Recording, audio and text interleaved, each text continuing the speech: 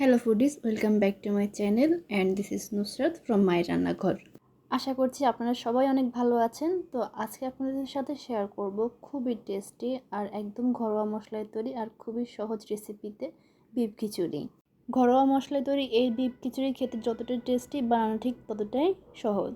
ভিডিওতে দেখানো সম্পূর্ণ প্রসেস ফলো করলে আপনারা আশা করছি খুব ইজিলি এই বিফ খিচুড়ি বানিয়ে ফেলতে পারবেন। সো আশা করছি ভিডিওটা স্কিপ না করে পুরোটাই আপনারা দেখবেন। তো কথা না বাড়িয়ে let's go to my kitchen, my রান্নাঘর। সবার প্রথমে প্যানে তেলটা আমি অলরেডি গরম হতে দিয়ে দিয়েছি। তেলটা যখন গরম হয়ে আসবে ঠিক সেই পর্যায়ে আলু দিয়ে দিচ্ছি। তারপর একটু বেটার লুকের জন্য কিছুটা পরিমাণ লবণ, কিছুটা পরিমাণ হলুদের গুঁড়ো আর কিছুটা পরিমাণ মরিচের গুঁড়ো দিয়ে এই আলুটাকে 80% আমি কুক করে নিচ্ছি। তো বেশ কিছুক্ষণ কুক করার পর আলুটা অলমোস্ট 80% কুক হয়ে গেছে, এখন তুলে নিচ্ছি।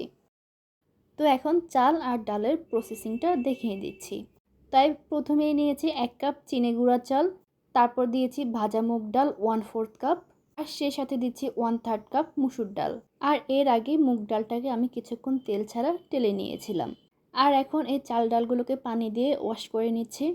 এখানে আমি 2 থেকে 3 বার পানিটাকে চেঞ্জ করে নিয়েছি। তারপর প্রায় আধা ঘন্টার মতো এই চাল ডালগুলোকে পানিতে ভিজিয়ে রাখবো। এতে করে খিচুড়ি তৈরি হওয়ার পর চালটা অনেকটাই একটু সফট হবে আর খুব সুন্দর করে ফুটে উঠবে। তো এই তো চাল ডাল ওয়াশ করা হয়ে গেছে। এখন আমি পানিটা ঝরিয়ে নিয়ে এই চাল ডালগুলোকে ফ্রেশ পানি দিয়ে আধা ঘন্টার মতো ভিজিয়ে রাখবো। প্যানে আমি অলরেডি সরিষার তেল গরম হতে দিয়ে দিয়েছি। তারপর তেল গরম হয়ে আসলে দিচ্ছি 2 টুকরো দারুচিনি, ছোট 1 টুকরো জয়ত্রী, 4টা এলাচ, 5 থেকে 6টা দিচ্ছি লবঙ্গ, আর সবশেষে দিচ্ছি 3 থেকে 4টা তেজপাতা।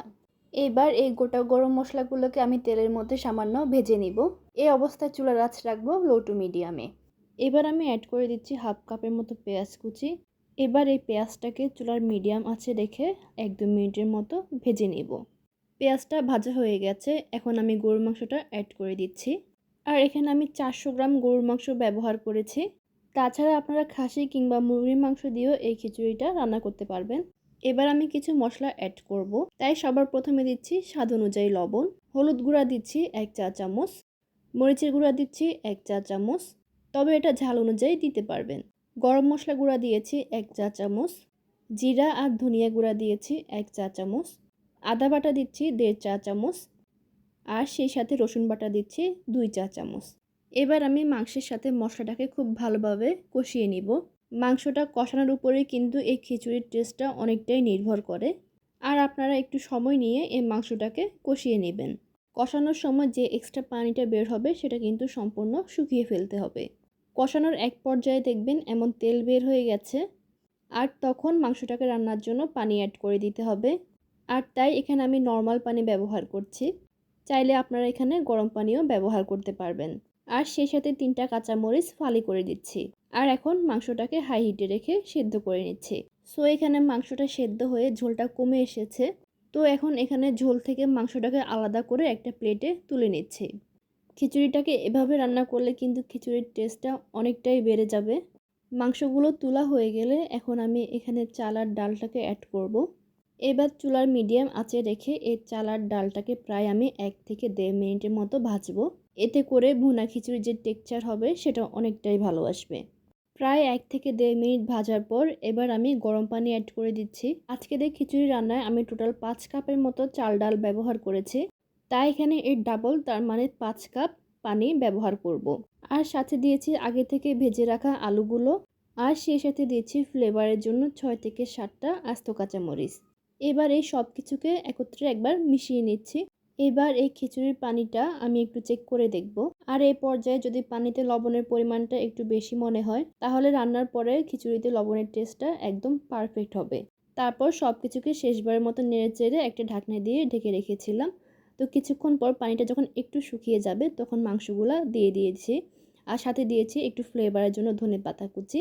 অনেকে আছেন খিচুড়িতে ধনেপাতা কুচিটা একদম শেষ পর্যায়ে দেন, তবে আমার মতে খিচুড়ির এই পর্যায়ে ধনেপাতা কুচি দিলে ধনেপাতা কুচির ফ্লেভারটা খিচুড়ির মধ্যে খুব সুন্দর করে ছড়াতে পারে। তো তারপর নেড়েচেড়ে মিশিয়ে নিয়ে আবারও ঢেকে রেখে দিচ্ছি। এই পর্যায়ে চুলার আঁচ রাখতে হবে একদম লো করে। তলানিতে যেন একদমই না লেগে যায় সেটা অবশ্যই খেয়াল রাখবেন। তো কিছুক্ষণ পর চালটা একদম সেদ্ধ হয়ে গেছে। আমি একটু চালগুলাকে উল্টে পাল্টে দিচ্ছি। সব শেষে ফ্লেভারের জন্য 2 চা চামচ ঘি অ্যাড করে দিচ্ছি। সাথে দিচ্ছি একটু পেঁয়াজ বেরেস্তা। এতে করে খিচুড়ির টেস্টটা অনেকটাই ভালো আসে। তারপর নেড়েচেড়ে মিশিয়ে নিয়ে ঢেকে রেখে দিচ্ছি 5 মিনিটের জন্য। 5 মিনিট পর খিচুড়িটা সম্পূর্ণ রান্না হয়ে গেছে। আমি একটু এখানে নেড়েচেড়ে উল্টে পাল্টে দিচ্ছি। চালগুলা কিন্তু সম্পূর্ণ ফুটে গেছে। এখন একটু ডেকোরেশন করে নিচ্ছি। যে কোনো খাবারই ডেকোরেশনের পর দেখতে ভালো লাগে, খেতেও ভালো লাগে। আর তারপর আমি এখানে একটু টেস্ট করে দেখাচ্ছি। বৃষ্টির দিনে গরম গরম খিচুড়ি খাওয়ার মজাই আলাদা। আর দেখতেই পাচ্ছেন খিচুড়িটা কিন্তু বেশ ভুনা ভুনা হয়েছে। আর মাংসটা কিন্তু যথেষ্ট সফট হয়ে গেছে। আর এই খিচুড়িটা কিন্তু খেতে খুবই মজার হয়েছে। বাসায় একবার হলেও ট্রাই করবেন।